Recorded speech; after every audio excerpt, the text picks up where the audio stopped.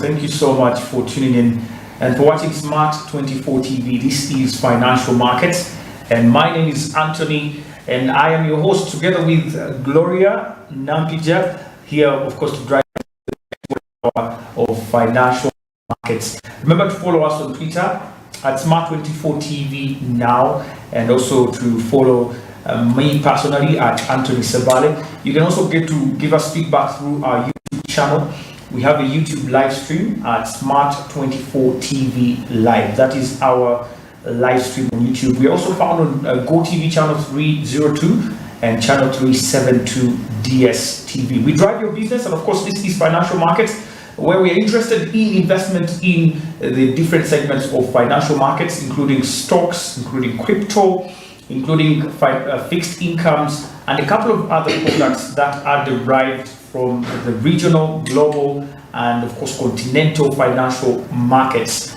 Today, in a special way, we are having a very special edition of the show, where of course we do training for our public viewers. We do, of course, annual inspection. When we look at you as a viewer, what have you gotten from the show so far? It's the middle of the year, and of course we've looked at different performances of stocks. We've looked at how cryptos have been performing, but basically we want to get to the grassroots of financial markets and demystify some of the things that are said about the markets, and get to inform you and educate you, and also get you started on your journey of investment. Today we have a very special guest in the room, and that is none other than Mr. Mutumba Collins. Now, Mr. Mutumba Collins is the Chief Executive Officer of Dollar Bill. Dollar Bill Traders is a company that he started and founded with a couple of his other friends to help Ugandans learn more about the financial markets, to help Ugandans also trade with the Forex, crypto, as well as stocks. So he is the right person definitely to answer some of the questions you have been having for a very long time. Right, Gloria? Yeah. Absolutely. So let's get started. And a very warm welcome, first of all, Mr. Mutumba, to the show. Thank you very much. I'm happy to be on the show. Thank you. Tell us about your story. Start moving forward. First of all, you look like a very young man, and I know you are, but you are doing some of the things that young people really are interested in, but probably haven't got the insight. Some people have a college degree, yes, they have gone to school, but someone who is financially astute, or someone who is financially aware right now knows how to invest in passive income sources, such as the ones you're dealing with, crypto, stocks, as well as Forex. How did you get interested in the first place? Yes, thank you very much for having me on. Like I think my name is Colin. I'm the founder, CEO of Dollar Bill Traders. To give you a little brief on where I've come from in terms of the financial markets, this stems back from 2017, actually 2016. That's when I first got introduced into the world of financial markets. But at that point, it was more to do with the crypto market, because there was a lot of, what should I call them, ICOs, which is initial coin offerings. Those are the cryptos that came and scammed a lot of people. So I got introduced into the markets, I was like, well, there's actually money in these things here. So at the time, there was a firm that was offering the same services that we're doing, though they were mainly focused on crypto at the time. So I worked with them, and they mainly focused on teaching the youth and any individuals that are interested in learning how to trade crypto, basically, and also investing in crypto. So over that time, I think in 2017, that's when I began to see some Forex traders. Maybe what you didn't mention, I've been trading Forex for the past 6 years. So I saw a couple of individuals that were making good money with Forex, and it seemed like more of a legitimate venture for me than crypto, because of the experience I had with crypto, because so many people had been scammed in all those Ponzi schemes and all that. And the general nature of the Forex market, which is it is a decentralized market and basically you're trading central bank currencies. So you're looking at euro, you're looking at pound, you're looking at USD, etc. Well, why would you call that decentralized? Yet those currencies are centralized within the banking, the Federal Reserve Bank, the central banks around the world. Okay, so basically the nature of the forex market is that it can be done from anywhere, in any situation, as long as you have a smartphone or a gadget, smart gadget, and you have internet connection. So what do I mean by decentralized? You can transact from, let's say you're in Nakawa, you can transact on forex. Let's say you're in Chanja, you can transact on forex. You're in Kenya, you're in Dubai. So basically, you can buy and sell currencies from anywhere. That's why it's decentralized. But with the central system, there is a central location where you can transact from. In other words, you can't just buy from anywhere. You have to buy through that particular centralized system. So that's what I mean by decentralized. Okay? Yeah. Wow. Well, your journey seems to, you started with coins, the crypto coins. Yes. And then you later moved into forex trading. How was that transition and why? Because if you were attracted first of all by the crypto, it means there was something about them that you had not yet seen in the forex. So what was the transition like? Or actually these two things actually moved together after that? Okay, so with crypto, I was mainly into marketing. That is the what you call network marketing. So find Gloria, sign her under your link, then Gloria finds another person, signs under the link, then you make money. So it looked more like a Ponzi to me, the crypto market initially. But you needed numbers. Exactly, you needed numbers under you so that you can make money. Yeah. So it wasn't really something for me because I'm not naturally good at marketing. So that wasn't really a business for me. So when I got introduced to forex, where I just have to learn how to do it the right way, I felt like it was a much better proposition for me at the time. You felt free. Exactly. To do what I didn't have to talk to anyone so that I can make money. Yeah. Yes. Wow, interesting. Gloria. Yeah, so Mr. Collins, Yes. we'd love to talk about trading psychology today. Okay. You know, personally, I know trading psychology as the state of mind traders have during when they're engaged in those financial markets. So I would love you to tell us about it, what you know about trading psychology and how it affects traders. Yes, please. Okay, so basically when you talk about trading psychology, you're looking at the mindset of a trader. What's the proper mindset to come with into these financial markets? Because I'll be honest, a lot of people see these markets on social media. So you're seeing someone has bought a new Lamborghini, they bought the latest Range Rover, and well, you're interested because this is a young person and they seem to be making a lot of money, and also the result that they're posting. So you don't know the journey that this person has gone through, or you don't know the size of their trading account. Now, to bring it back to psychology, when you come into the markets, you need to realize that these are high-risk markets. In other words, I'm talking about forex, I'm talking about crypto, I'm talking about stock markets. There's a potential to lose a lot of money, while there's also a potential to win a lot of money or to gain a lot of money. So when you're coming into this, have that mindset that, okay, I need to first learn, and the period that it's going to take you to learn, that will depend on your mentor and also yourself as an individual. Because just like in school, you have people that got first class, you have those that failed, you have those that got middle grades. So it's all about the individual and how long it's going to take you to learn. So with the proper mindset, it's going to enable you to be consistent in the markets. But basically don't come with a get rich quick mindset, because the markets will quickly humble you, as most people have experienced. Okay, yes. So how would traders overcome that fear of losing out in markets? Because most people, when they're going to trading, they expect the quick way, gaining immediately, you know. All right. They don't want to experience losses. So how could you cap that? Yes, so the very first thing, the very first advice I'll give someone who's interested in getting started in this is find the right mentor. What do I mean by that? Don't find someone who's too flashy, because in most cases, and I speak from experience, in this industry, the most flashy individuals are the ones that are scamming people most. Okay? Right. So look for someone who's, well, that's not to say that everyone who's flashy is like that, but the best advice I can give you is find someone who's a bit grounded. Try to do some research about this person. Is what they're saying actually true? where are they located? Can I speak to some of their past clients? Okay, like let's say if you have an academy, do you have students that can testify that actually I've learned a lot from this person and they can actually show results? Okay. Yes. So first thing, don't come into the markets thinking you're going to make a lot of money very fast. Yes, the potential is there, but also look on the other side that you're going to lose a lot of money if you come with that mindset. Yes, because it's high risk, high return. Okay, considering you as an individual, yes. Where did you learn from how to trade?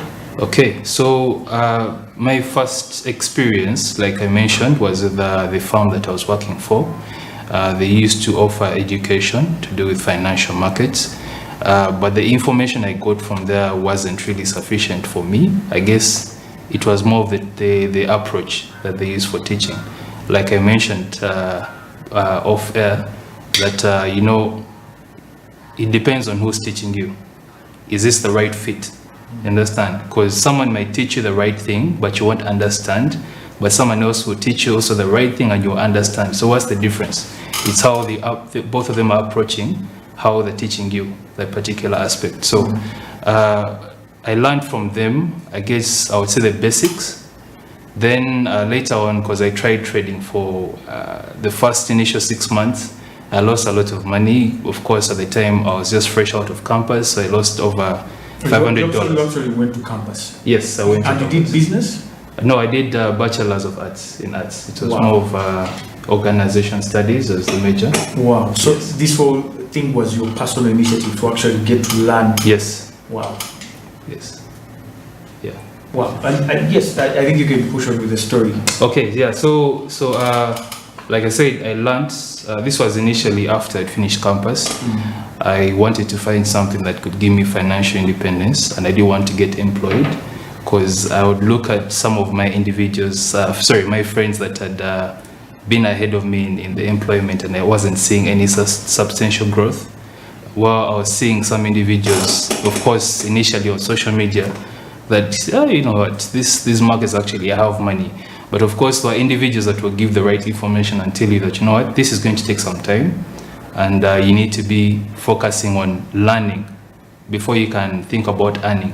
But of course, I wanted to make money. As you know, I'm a campuser. I've just finished campus rather. I'm looking to make a living, leave home, be financially independent.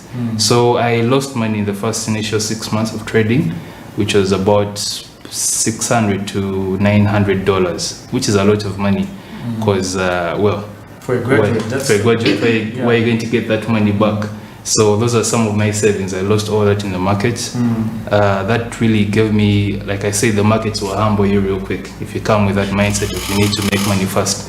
So I had to get grounded. So I looked for... What do you think happened in order to lead to that loss? What happened? To make that loss, I was basically risking so much. Because I wanted to make so much fast. So I ended up risking so much. Like in Forex, we have what we call lot sizes, Forex and stocks. So basically, a lot size is the quantity that you're trading.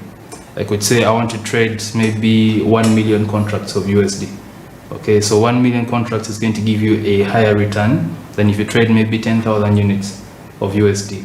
Okay, so I was trading big lots so that I can make a lot of money. But remember, as you're risking high, there's also a potential to lose high.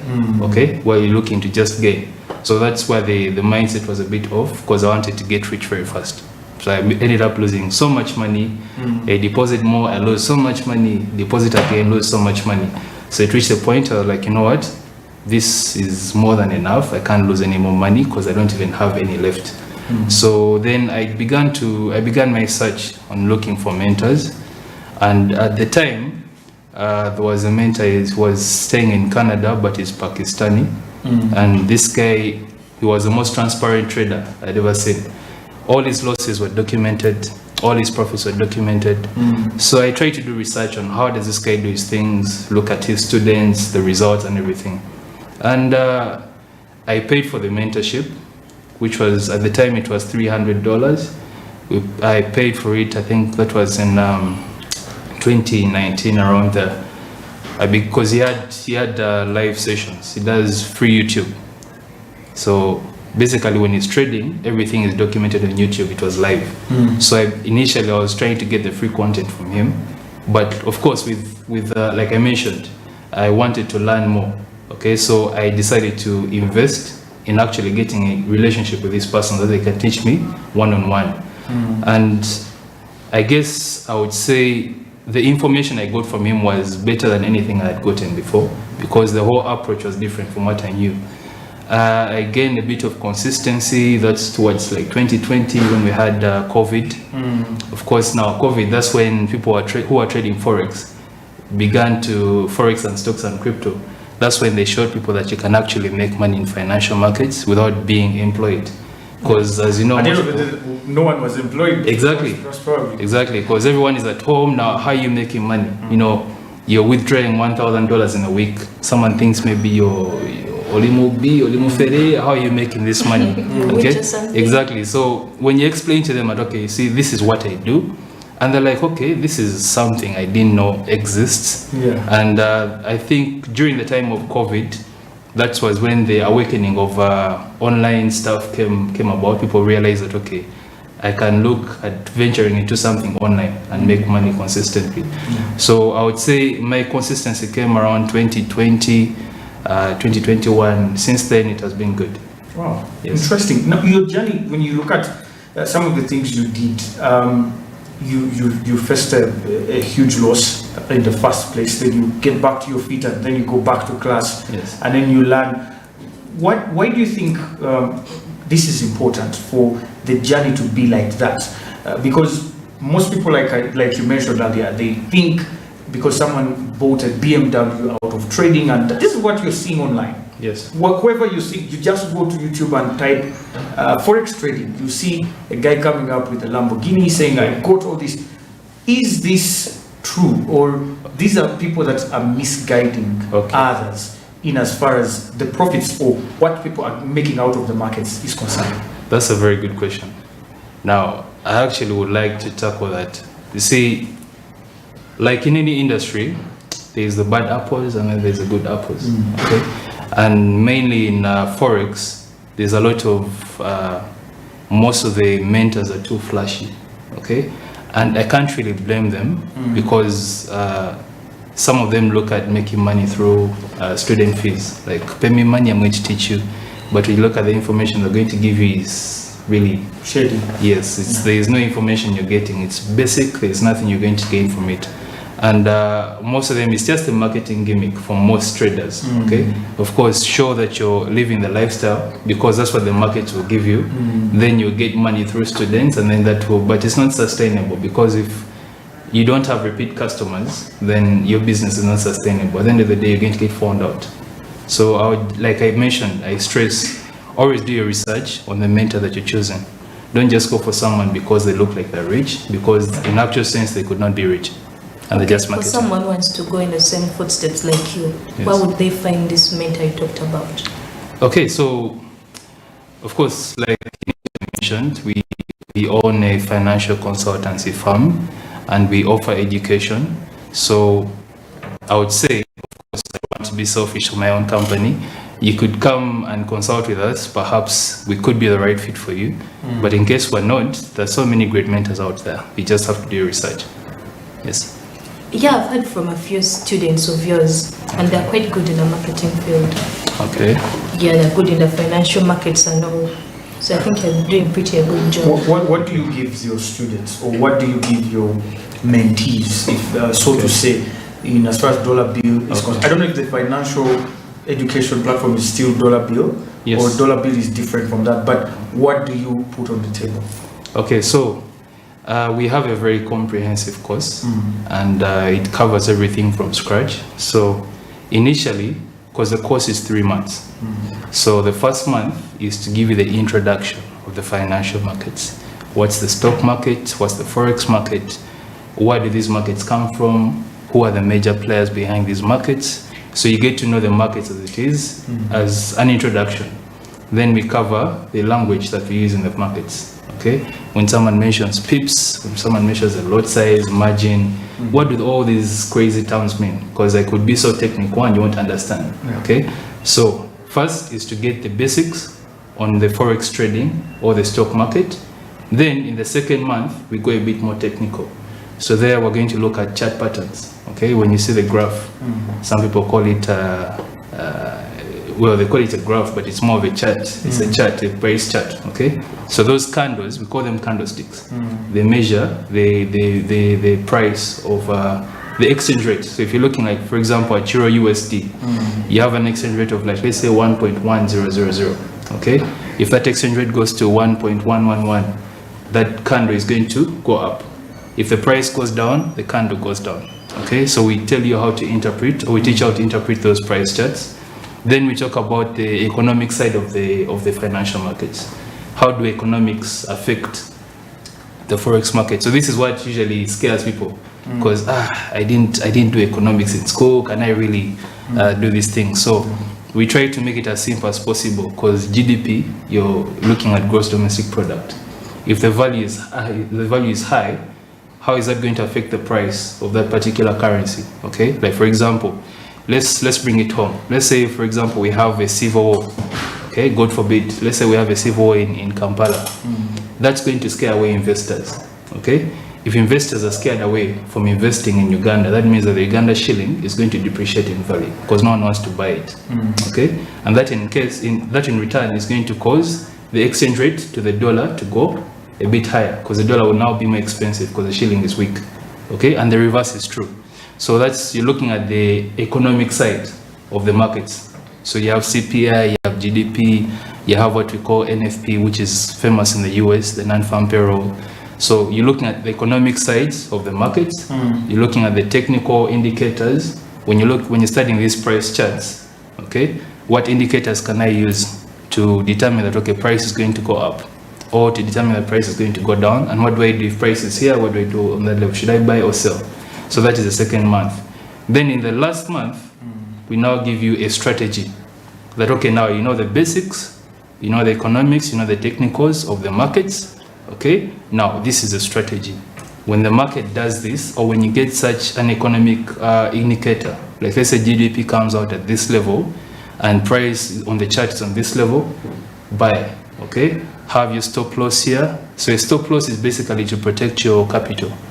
That if I deposit maybe 1 million shillings, I'm not going to lose all that 1 million in just one trade. Okay, the stop loss is there to help you prevent a loss. So we teach you how to measure stop loss and how much money you can make in the markets. Then also we look at the risk management. How much are you risking on your 1 million shilling account, or how much are you willing to get? How does that move in proportion to how much you're risking? All those things. That's in the last month. Mentorship, mindset. Okay, now you're trading. How have you been feeling in the whole week? Are you like in losses? Do you have stress at home? Do you need counseling? Exactly. So it's not good to trade when you're really stressed, because you're going to make mistakes. Yes. Because like, for example, when you're excited as well. Exactly. Also when you're excited. That's what we call euphoria. Yeah. Euphoria is a state where you've been winning. So it's a winning streak. Yes. Say you've had 20 trades and all of them have been a hit. You're winning. So you reach a point where you feel like, I don't need to risk. Okay, let me just trade big because I know I'm going to win anyway. And usually that's the trade that takes you back to zero, because now you've totally thrown risk out of the room. You're going to risk big because now you're going to win big. That's what you're thinking. Okay, so but you get usually all your exactly. So you're going to risk a lot, and then you're going to lose all your gains. Yeah. For what you've worked for like a month. Overconfidence. Exactly, overconfidence. Yes.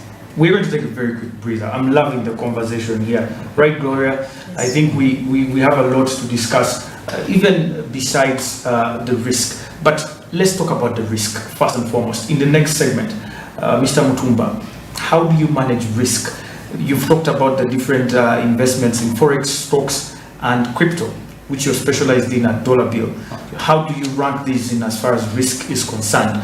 And like you said, the higher the return, the higher the risk. So we cannot avoid the risk. Yes. But how can we manage and mitigate some of the dangerous effects that could, of course, come from the risk? Also, a very interesting fact you've mentioned there is that you don't invest in certain situations. What are some of those situations where you don't invest? And what are some of those situations where you have to invest even when you're earning small? Yes. Because we want our viewers here, some of them earn 15,000 per day, others earn 10,000, others earn 7,000. Can they also be able to venture into some of these investments? My name is Anthony, and I'm with Nankija Gloria. And we are with, of course, Mr. Collins Mutumba, the Dollar Bill Traders CEO in the house. We'll return shortly after this short commercial break.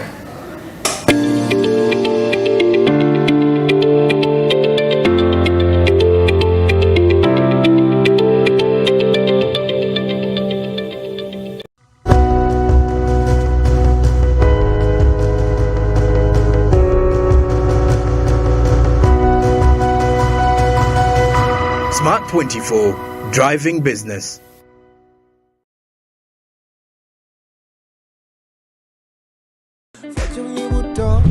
Cooking oil like no other makes your meal so sweet and scrumptious. The taste of Uganda, yeah, the taste of Uganda,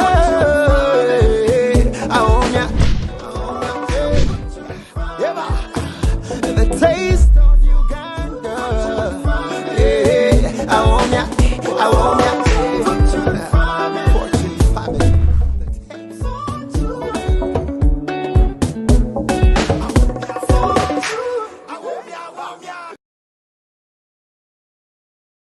Say goodbye to paperwork and travel costs. Now every MTN customer can register to invest in securities anytime and anywhere with Zabu in a few simple steps. Step 1.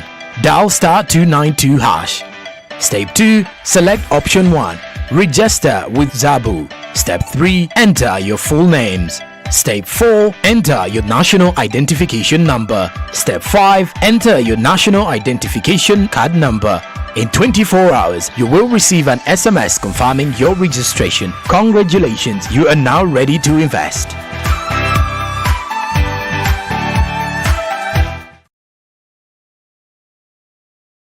Waliwo abagamba nti okuyiiya emizannyo si muzannyo, olina okwewaayo n'okukkiririza ennyo mu ky'oyiiya. Olina okubaayo n'omuntu akuyambako.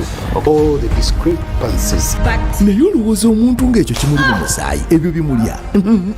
Anti aba yazaalibwa kukola ekyo. Tega Pearl Magic Prime ne Pearl Magic Loco. Sigala ng'oyungiddwako olabe engero zaffe ennyuvu nga bikoleddwa mu ngeri eyaffe ey'ekinnansi.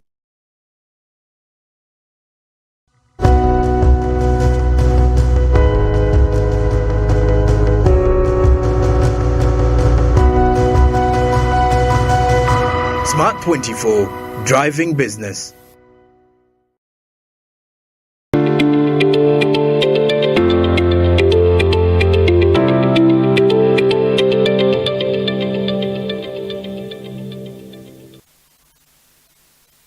Thank you so much for staying with us and for watching Smart 24 TV, and we drive your business. This is Financial Markets. My name is Anthony, together with Gloria Nankija.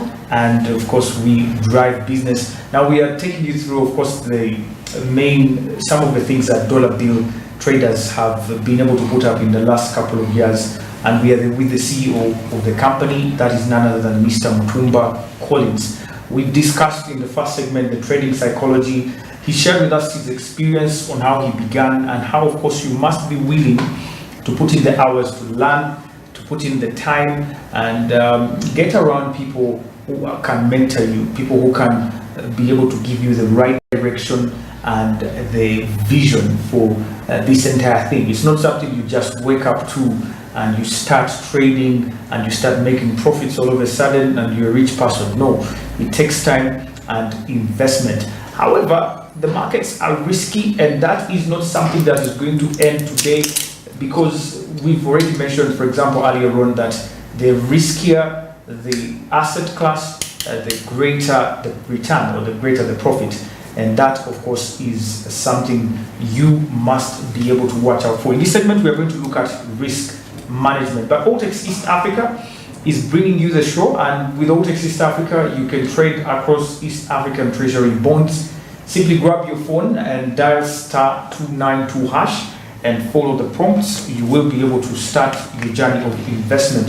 OTEX East Africa is regulated by the Capital Markets Authority of Uganda, and they are licensed to carry out the fixed income trade within Uganda and East African countries. OTEX East Africa opens their doors at 8 a.m. and closes at 3 p.m. East African Standard Time. Well, Mr. Collins, we've really broken down some of the things you went through, the losses you made, and the learning you had to do. But when it comes to investing in financial markets, risk is one thing we cannot avoid. One, because if we want a return, we somehow have to risk. There's a writer called Jim Rohn. He once wrote and said, if you fear risk, then don't even be born at all, because being born is risky, going to school is risky, boarding a car is risky. I mean, everything is risky.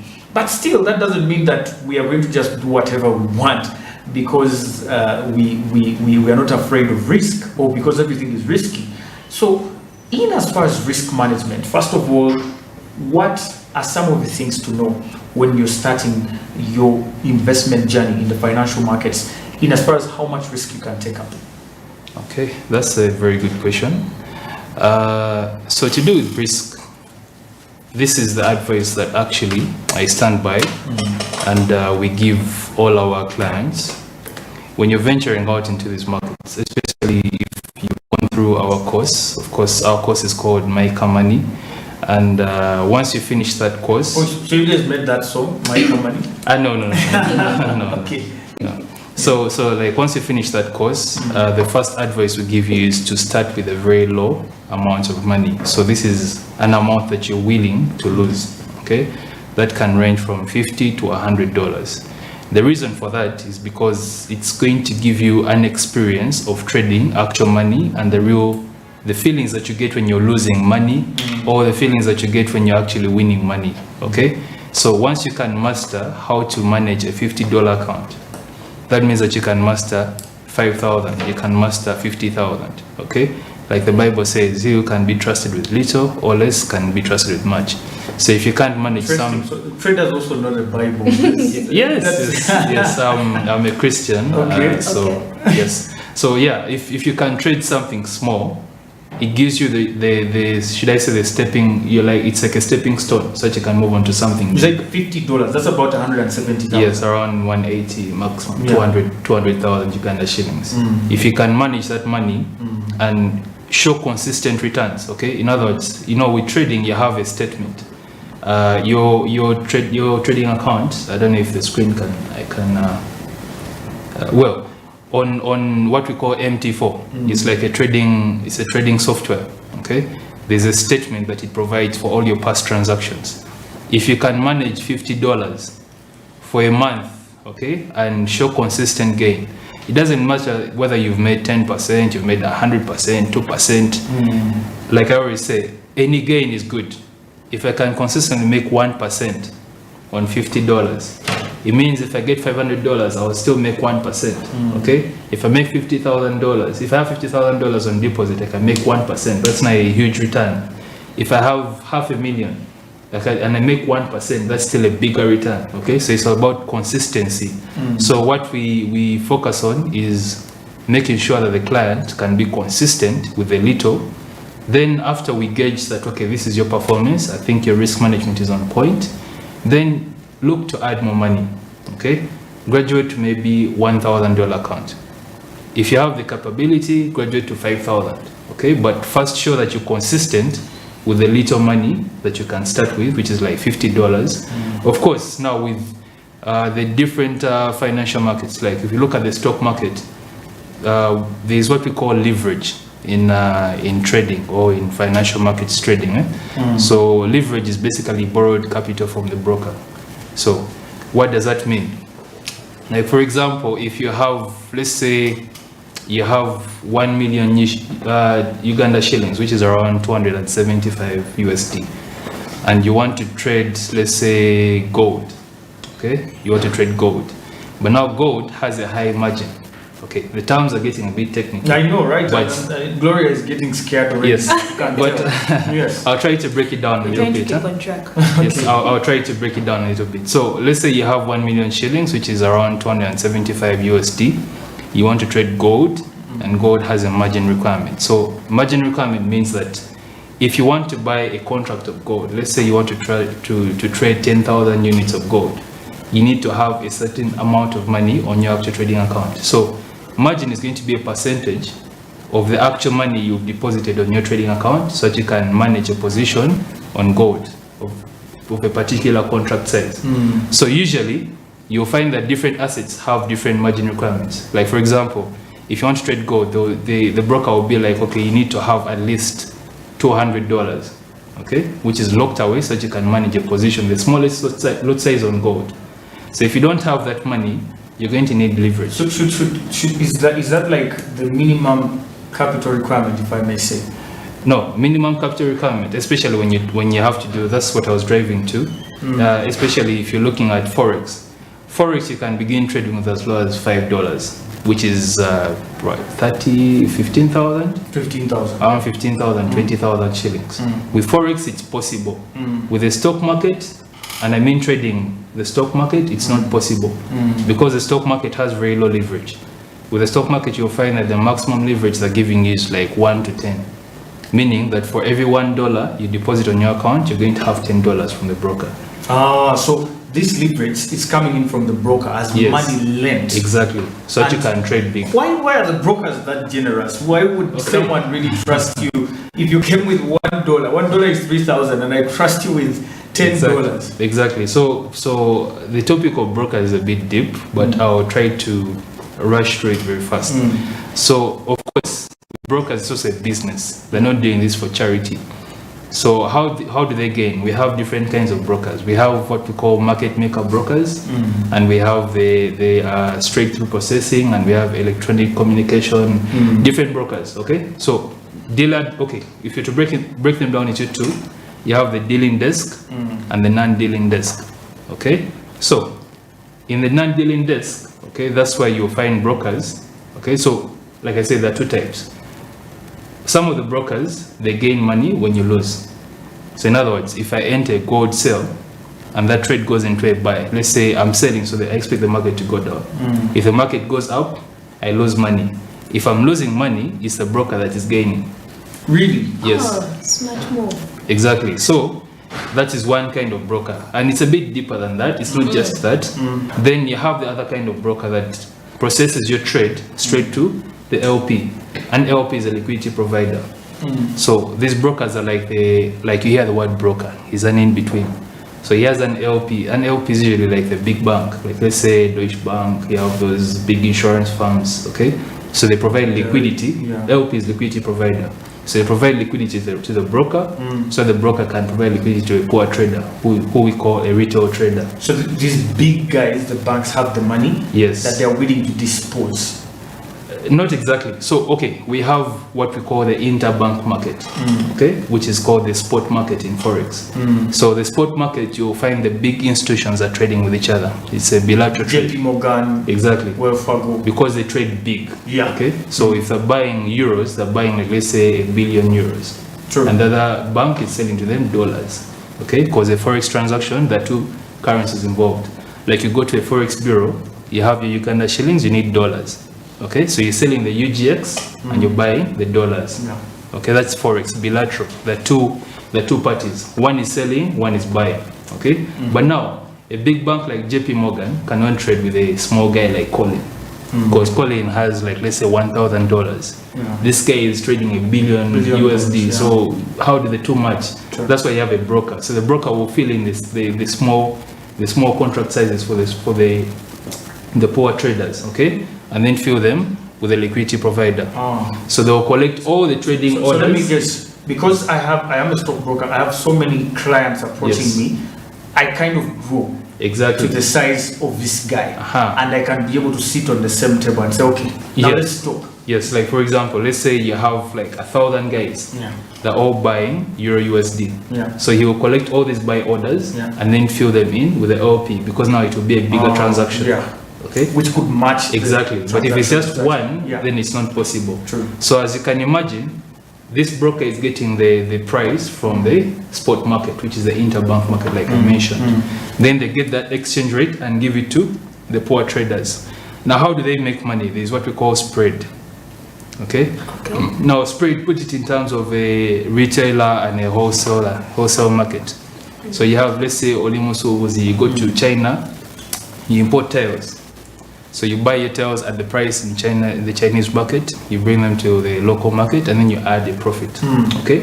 Now that profit is what we call spread. Now bring it to the broker. The broker gets the price from the spot market. The spot market for the big guys. Yes, for the big guys. Then he brings poor it to you, traders call it and he adds like an extra. Yes. So that's the difference. Like when you go to a forex bureau, you'll find that different forex bureaus have different prices. Yeah. Like this one is buying the EGX at this price and this price. Yeah. That's the same thing in the forex market. Yeah. Different brokers have different exchange rates because that's how they're making money. Okay, so some will charge less, meaning they have a low spread. Some have higher spreads, and the different advantages and disadvantages. Like I said, the topic of brokers is quite broad. It's very big. But you need a broker to actually trade the financial markets because you cannot trade directly with a big bank. Yeah. Like I mentioned, they trade big Yeah. and you're trading small. Yeah. Yes. I think that's going to be something we shall delve deeply into in our coming episodes. We're going to be having a couple of these educative episodes, and so for some of these topics we shall go deeper. But today, risk management. Gloria, when you're going to invest, for example, you have this picture that I'm going to make money, and however this money is liable to, of course, the factors that he has talked about, the central bank rates, the GDPs of countries are always changing. For example, forex trading, I don't think there's been anything that is so oblivious like the forex trading. You don't know really what is influencing this directly. Of course, you can guess that maybe it's the GDP, maybe it's the central bank, but there's so many things coming together, right? So how do I manage my risk? How do I, from the onset of investment, how do I set out to be a risk regulating person so that I don't expose myself to too much risk? Okay, so I'm going to answer that question mainly in relation to the forex market. Now, in the forex market, we have different currency pairs. We have also, of course, the commodities. Like you have the metals like gold. You can trade. In forex market, there are commodity markets as well. Yes. Wow. Yes. I mean, okay, with brokers. Okay. The forex broker offers the bond market, offers commodity, offers forex. But to get back to the point is that in forex, for example, we have currencies that are heavier than others. Okay, like I mentioned, margin requirement. Like Ugandan shilling. No. No. So basically we are bigger than the Zimbabwe currency, aren't we? Yes, you are, but that is what we call the Uganda shillings is in what we call the exotics. Exotics have wider. That sounds cool. That sounds cool. Well, it depends on how you look at it. Depends on how you look at it. Yes. But to go back to the point of the different currency pairs, some pairs are more volatile than others. Yeah. Okay. So volatility is basically the speed at which the exchange rate moves. Up and down. Exactly. The candle. You talk about the candle. Remember, the candle is measuring the exchange rate. Yeah. Okay. So if you have, for example, like GDP news coming out, you'll find that some currency pairs will move much faster than others. Okay. So as a beginner, we encourage you to start with the major currency pairs. Reason being, these major currency pairs are less prone to manipulation. Okay? There's stability. Exactly, there's stability. There's a lot of people that are transacting these majors, like Euro USD, GBP USD. Okay, so they move much more steadily than if you're beginning out with a pair like gold. Okay, gold is very volatile because when gold moves, of course, we'll look at the weights. Maybe in another show we can have.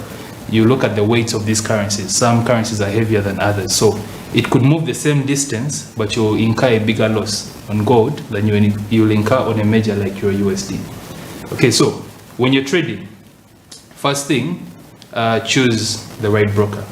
Okay, different brokers have different objectives, like I've mentioned. Some will have spread, and some will trade against you, because when you're losing, they're gaining. Okay, so it's about what you want with the broker. 2, determine your risk management. So what do I mean by that? How much am I risking per trade? Usually, you should be ranging between 1 to 3%. What do I mean? If you have a $1,000 account, never risk more than 3% on any particular trade. Okay, so measure 3% of 1,000. And know that is how much I'm risking. That's like $30. Exactly. So I can't So you lose more. lose more than $30 Exactly. on On a any $1,000 account. Exactly. So that you're measuring your risk management. The reason for that, So $1,000, to put it in context, is like 3.7 million. And yes, 3.7. and $30 is No, something- that you'll be risking. That would be $30. $30. Yes. So that means something like $30 is something like 100,000. Yes, around 100. Wow. So you shouldn't risk more than 100,000. Don't risk more than 100 if you're investing 3.7. because actually 3% is even on the high end. Wow. Usually, you should be ranging as a beginner, range between 1 to 2% on any trade. The reason why you do that is because, first of all, you're still learning. So you could have a losing streak, okay? Because maybe you're not confident enough. The trade might be right, but then you're seeing it's going in negative, and let me close this thing. I don't want to lose money. So if you control that with risk, that okay, I know if I lose this trade, it's fine. I'm going to lose only $30. I'm still fine. You understand? But if I don't have any risk going into a trade, everything is going to scare me. As it's going in negative, I don't know how much I will lose. Because this trade could go in like minus $500 and I'm still, let me hold it. Okay, but if I've determined, okay, you know what, I'm going to lose $30 and I'm okay with the loss, I'll trade much more comfortably. The reason for that is that you're going to have like more breathing space. Yeah. I could lose 20 trades and I'll still be fine. But when you find someone who's risking like 10% on every trade, so imagine you lose 10% 5 times, you've lost 50% of your account in just. So meaning you're risking way too much in the beginning. So begin by controlling how much you're risking on a trade. Of course, there are risk management tools, and there's a formula for calculating that, which I want. Of course, there's a lot of techniques in it. Then, of course, so I mentioned right broker, choose the right leverage, risk management, and also try to avoid over trading. Okay. Now that's a very, very big problem. And again, it falls in psychology. Some people overtrade, they do Yes. eat too much. Because let's say, for example, I place a trade early in the morning, London session. We have different sessions in the markets. So London session opens at around 10 a.m. East African time. So let's say you place a trade at that time and you lose. Okay? And you're not comfortable closing the day with a loss. So like, okay, let me enter another trade. That trade you lose. Now in your mind, you're like, okay, you know what? Let me place this trade, at least I recover my loss. This trade also loses. So there are now 3 trades that you've lost. Okay? But because different, like psychology is the biggest thing in trading. A lot of people have the right information, you have the right strategy, but your risk management is off, and because your psychology is also off. Okay? So it's about managing how many trades. What limit do I set? That okay, if I hit 3 trades in a day, that's enough for me. Quit for today. Yeah. Exactly. I don't have to trade and trade and trade, because in most cases, because you want to recover back the loss, or you've been winning and you're seeing another nice trade, you want to add more money. So greed. Okay? The market has there's fear and then there's greed. Okay, those are all terms that we can discuss in other podcasts. But basically, over trading, over risking, and choosing the wrong broker. That's where the problem starts from. Yes.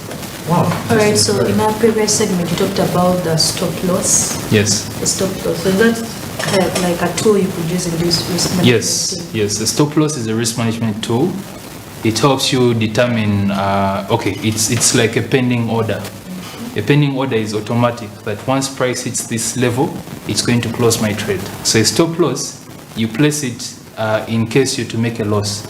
How much loss am I comfortable with? So as soon as the market hits that price point, it's going to close the trade. Meaning you can't lose all your capital in just one trade, because there's a risk management tool that is going to prevent that. Yes. Wow.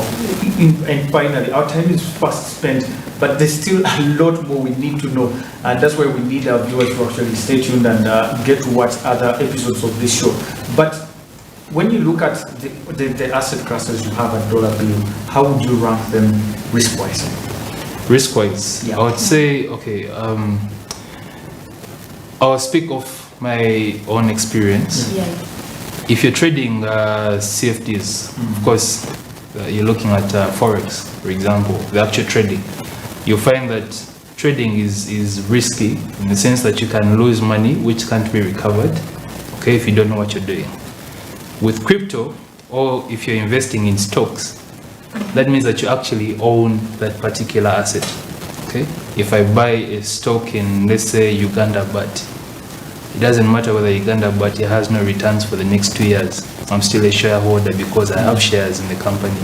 If the shares appreciate, I will make money. If the shares depreciate, I still own them, but my money is less than when I invested.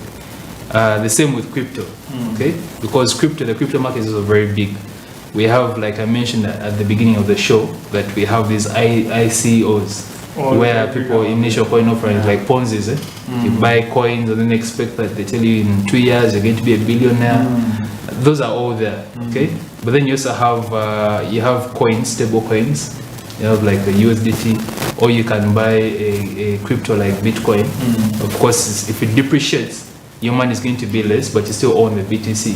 When it appreciates, like right now, 130K, it would hit 16,000. Yeah, you can imagine. Yeah, so that jump. yeah, so like for example, last year we hit I think about 60,000 on Bitcoin.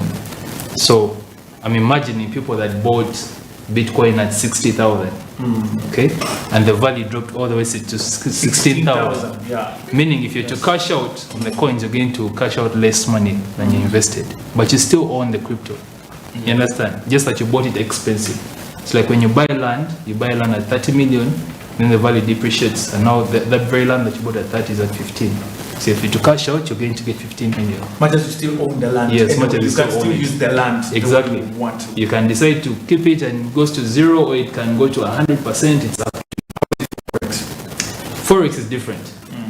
Forex, if I enter into a contract, because in Forex you trade CFDs. A CFD is a contract for difference, okay? That's a derivative. So you buy the underlying value of that exchange rate. Meaning, if I'm taking a bet, it's more like a bet, okay?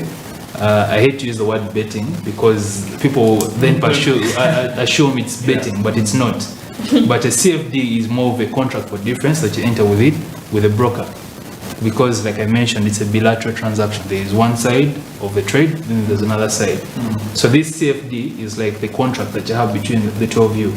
And in most cases, it's the broker on the other side. So you're betting, okay, that we're looking at a currency pair like Euro USD. So I place a buy order because I believe that the exchange rate is going to go up. The broker is going to sell to me. Because when you're buying, someone has to sell to you, right? If you're selling, someone has to buy from you. So when I buy, he's selling to me. Now, whoever wins is going to be paid by the other. Okay? That's why I mentioned there's some brokers who gain when you lose money. Then there's some others who will just match your order. So like, for example, you're selling, me I'm buying. So he will just match the two orders. That's one kind of broker. Okay? So whoever loses on the More trade like is going to stock pay the other. brokers, more like the stock brokers. Well, it's general. Yes. It's general because even in stocks we have the same kind of brokers. Okay, of course there's some were specific for just stocks. Yeah. But then you have brokers that offer a wide range of assets. But like I was mentioning, okay, when you're taking a trade, there is the other side. So if I'm buying, someone is selling to me.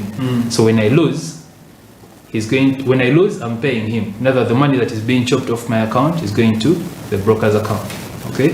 When I win, it's the broker who's paying me. And that's when you're looking at the market maker brokers. But I feel like that question is more towards the broker side. And I mentioned that it's an entire topic where we have to look at different aspects of how these brokers operate. So from your talk, I could tell you are actually saying the Forex markets are the riskiest. Yes, Forex, every market is risky. I want to just get to yes, it is risky because the money that you lose compared to the other. Yes, the money that you lose cannot be gained back unless you make a profit. Wow. Because if you could wake up and you've lost everything.